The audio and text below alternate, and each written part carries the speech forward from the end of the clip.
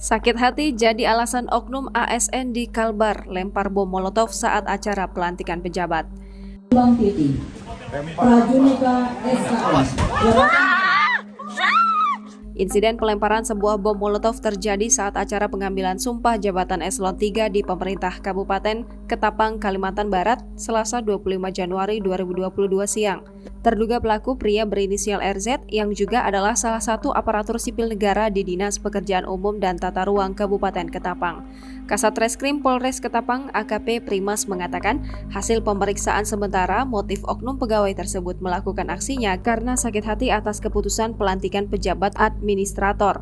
Atas perbuatannya, pelaku RZ telah ditetapkan sebagai tersangka dan dijerat dengan Undang-Undang Darurat Nomor 12 Tahun 1951 atau Pasal 187 KUHP dengan ancaman hukuman penjara di atas 10 tahun.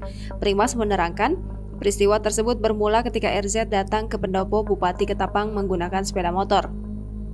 Setelah itu, lanjut Primas, pelaku RZ pergi meninggalkan area pendopo. Namun tak lama kemudian kembali lagi dan memarkir sepeda motornya di halaman. Saat kejadian, sedang berlangsung kegiatan pelantikan dan pengambilan sumpah janji jabatan administrator untuk Eselon 3 di Aula Pendopo Bupati Ketapang. Sebagaimana diketahui, pelaku berinisial RZ yang juga salah satu aparatur sipil negara di Dinas Pekerjaan Umum dan Tata Ruang Kabupaten Ketapang telah ditangkap dan diamankan aparat kepolisian.